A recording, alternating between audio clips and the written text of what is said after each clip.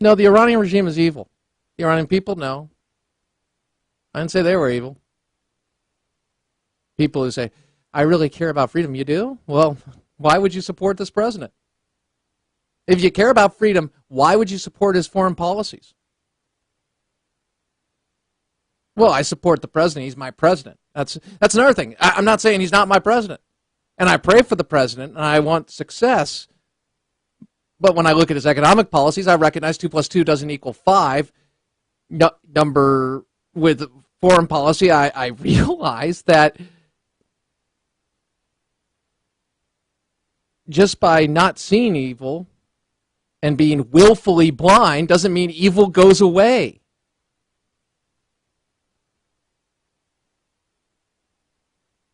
We're not the problem, Mr. President. We're not the problem. America is not being attacked because we've done something wrong. We're at war with a belief system that wants to establish a worldwide caliphate. Do you want to read what Osama bin Laden wrote in 1996? Just check out David Garnstein Ross's work, or Tom Joslin's work, or Steve Shippert's work. Just go back and Ben Johnson's work.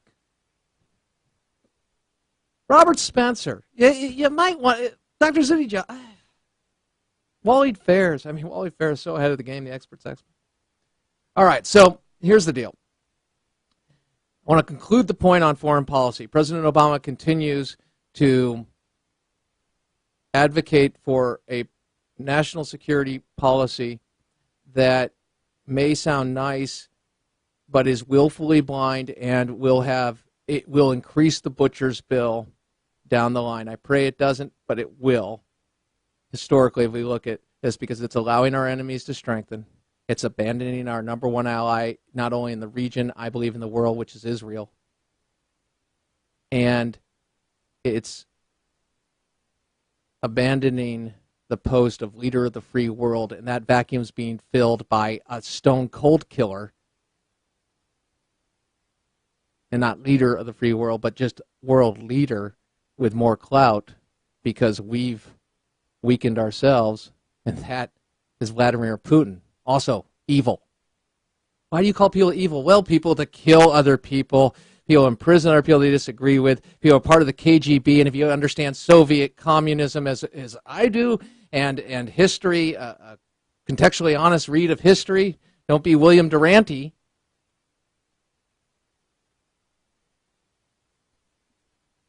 You will find that, yeah, it's horrible. Read Natan Sharansky's Case for Democracy. You just realize it. And the good news is people have recognized it. And the good news is the State of the Union offers some responses.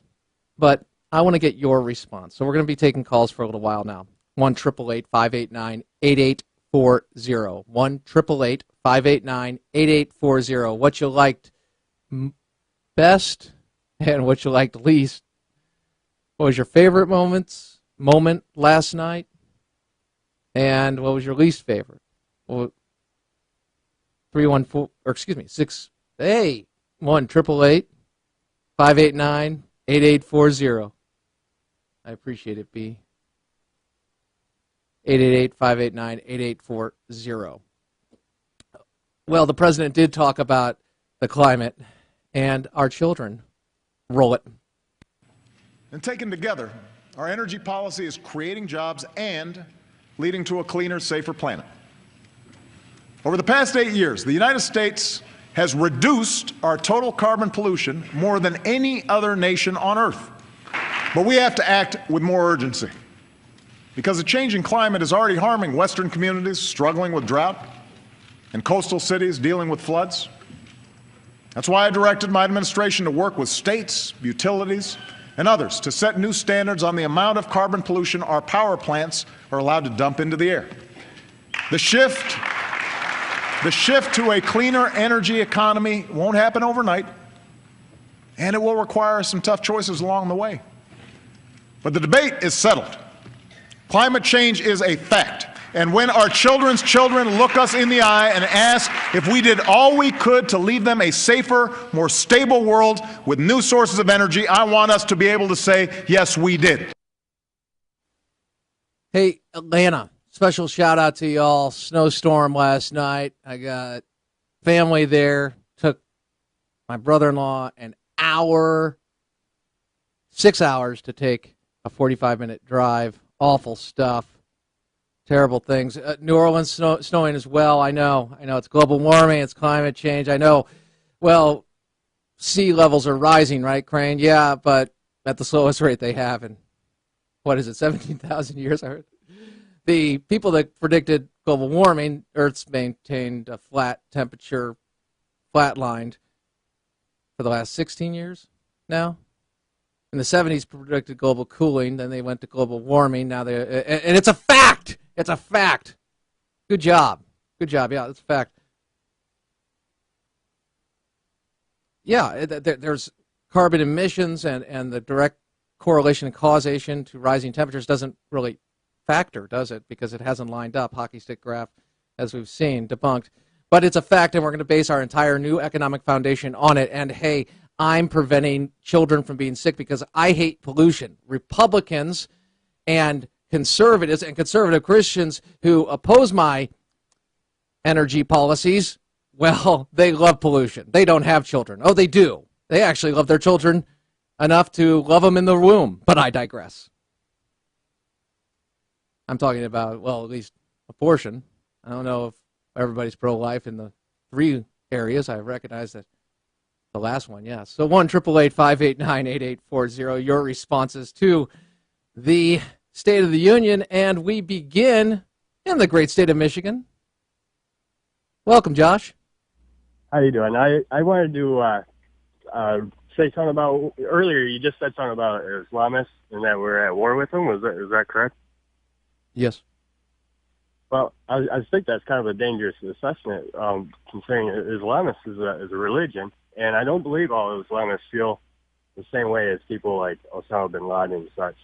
Islamists, as I use the term, and Josh, interestingly enough, I'm not talking about people that are Muslim and Islam is their faith. I'm talking about Islamist supremacy, Islamists, the desire for Sharia law, the belief in the worldwide caliphate through the use of force and terrorism. That's what I'm speaking to. So if we're going semantics here, I'll go with that. But if the Islamist supremacy faction, if you want me to bring it to that, and the belief that to further the cause, they will use what was outlined in the project by the Muslim Brotherhood in 1979, be it political until they get the majority, terrorism, there's a whole playbook here. Now we could also talk about the divisions between the Shia and the Sunni, Shia bloodline versus the Sunni election, and the wars they've had. Terrorists have killed more Muslims. Muslim terrorists have killed more Muslims than any other group. I recognize that. I also recognize that when we're dealing with these forces, like I would say the Iranian regime, yeah, they're evil. Now, is that a better clarification? It is practiced all over the world and such, and I don't believe that all people in Islam feel the same way as some of the governments that are derived. Well, I'm not speaking to all people in Islam, Josh. I'm not speaking to... really? You're going to say, I'm talking about Muslims? All Muslim? No, I'm not. That's why I talked about Dr. Zuhdi Jasser. I've talked about, Kamal Nawash. I was interviewing these guys a decade plus ago. Free Muslim, forgetting the group. I'm not talking about all Muslims.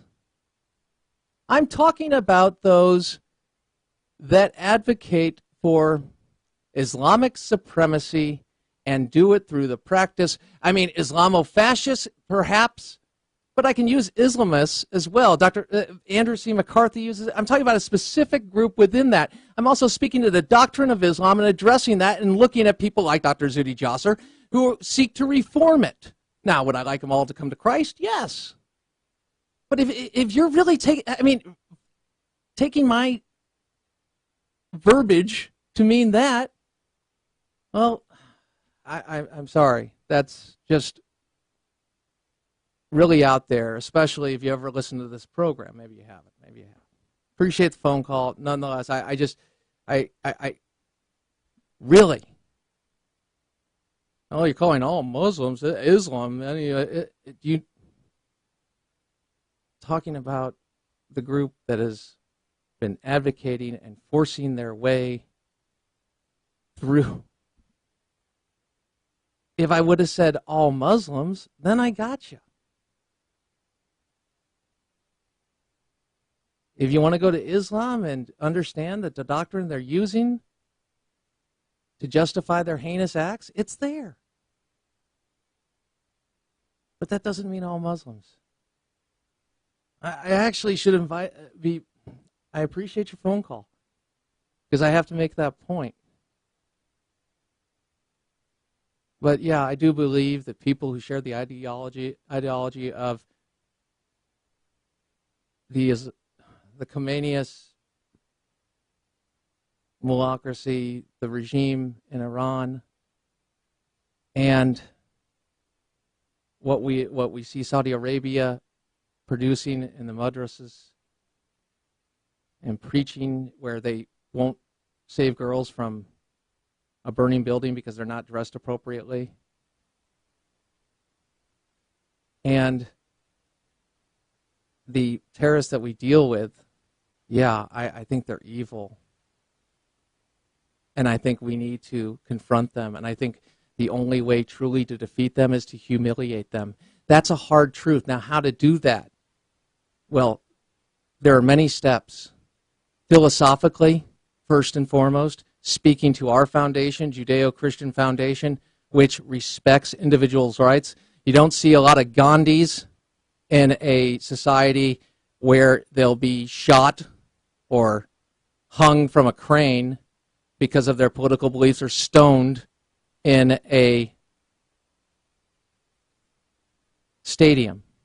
And I'm not talking about Colorado or state of Washington stoned. I'm talking about stoned. Medieval. Thank you.